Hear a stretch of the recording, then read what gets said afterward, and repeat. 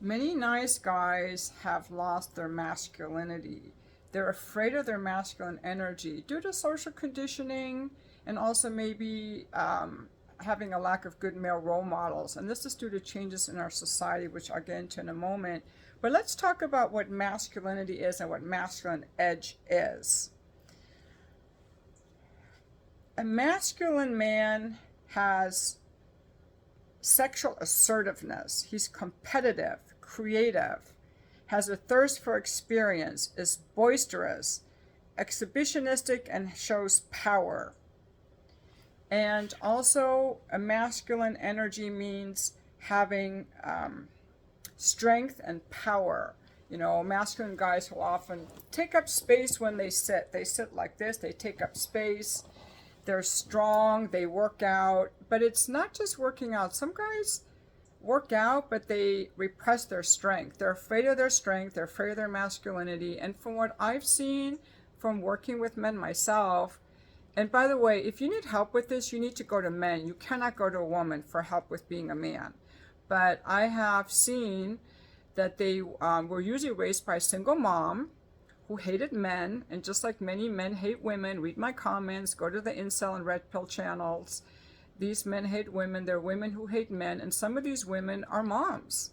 And they raise their boys to hate men because they subconsciously or consciously to carry on the message that men suck, men leave me, or men just want me for sex. And these little boys decide, I will never just use a woman for sex, I will be a gentleman.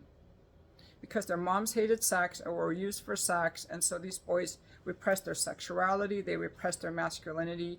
Or maybe these boys have seen their fathers angry and abusive, and they're like, I'll never be like my dad, so they do the opposite, and they connote any type of like strength, power, and assertiveness is considered in a negative light. So they suppress all of these male qualities of the potential for aggressiveness, destructiveness, and brutality. These characteristics frighten nice guys and most women. Therefore, nice guys work especially hard to repress these traits. But that leaves them little discernible life energy, so there's little to be attracted to. As nice guys try to avoid the dark side of their masculinity, they also repress many other aspects of this male energy force. As a result, they often lose their sexual assertiveness. That's those of you begging for sex or not getting enough sex. Competitiveness, creativity, ego, thirst for experience, boisterousness, exhibitionism, and power. One of the most visible consequences of the repression of male energy in nice guys is their lack of leadership in their families. Out of fear of upsetting their partner or appearing too much like their controlling, authoritarian, or abusive fathers, nice guys frequently fail to be the leader of their family needs. Consequently, that job often falls on their wives. And usually nice guys didn't have a father, didn't have a good relationship with their father, and so many were forced into an unhealthy bond with their mother. And I will tell you, guys who have repressed their sexuality, who are not good in bed, remember, I'm a former escort. I've worked with a lot of guys, and I've had, and after my divorce, I went through a hookup phase. I will tell you that men who are comfortable with their masculinity are the best in bed. And that means their feelings and their physicality. But when they repress it, because they think women don't like sex, and they were always raised by single moms. It was always a single mom who hated men. So be careful that if you were raised by a single mom, think about how she hated men. I was raised by, my parents were divorced. I was mostly raised by my mom, and she didn't like men. She thought they hurt her. So that's a way of not liking. And so a lot of what I did was like kind of like a rebellion against, how dare you hate men? I'm going to love them in ways that you didn't. I'm going to love them in ways that you didn't, you know. And then of course, I was married. I'm a mom of sons. So I like men, and I raised my sons to appreciate their masculinity. Fortunately, they had a good father. But if you didn't have a good father, it's really important for you to be around other men, because nice guys seek the approval of women. Women view men who try to please them as weak and hold these men in contempt. Yes, I'm going to repeat that because I am so fucking repulsed by these nice guys. They're just slimy little pests. And if this freaks you out, this is how I actually feel. This is my channel where I'm authentic. I tell you how I feel. In general, women view men who try to please them, please for approval, please from weakness, please from emptiness, as weak and hold these men in contempt. This is very different from a guy who enjoys giving, from fullness, from his joy, from his embodied pleasure. There's nothing greater than a guy who enjoys giving because he enjoys giving.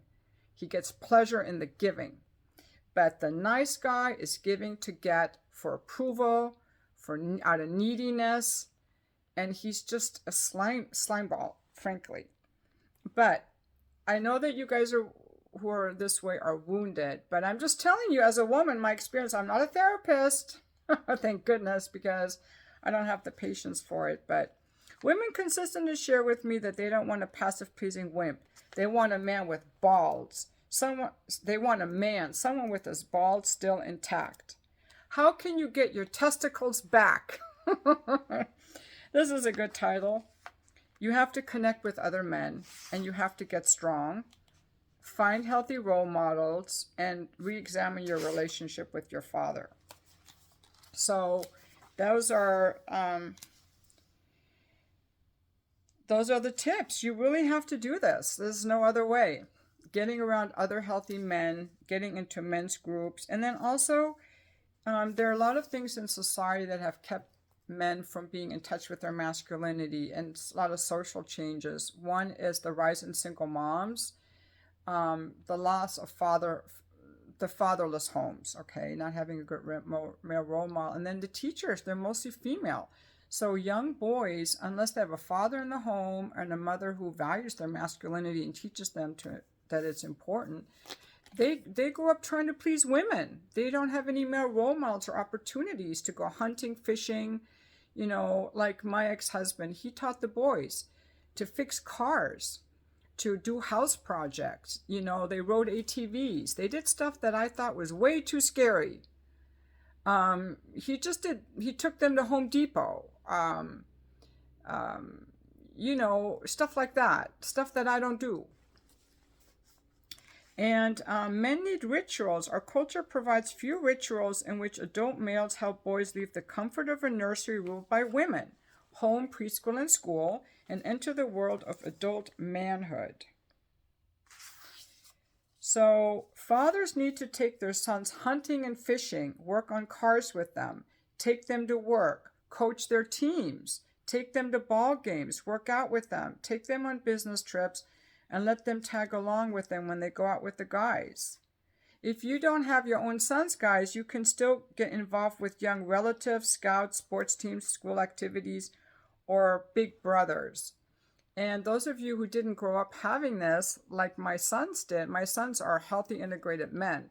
But those of you who grew up without this, that's why you absolutely have to get around other men in men's groups and men's circles, healthy men, not men who are bitter at women, not men who are complaining about women, not the manosphere, a toxic place, but healthy, integrated men who are in touch with their feelings, who are not victims, who are empowered.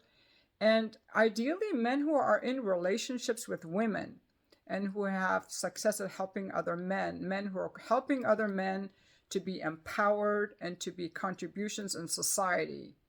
Not angry men and not victim men, for sure. And that finishes this chapter on getting your balls back. And thank you for watching.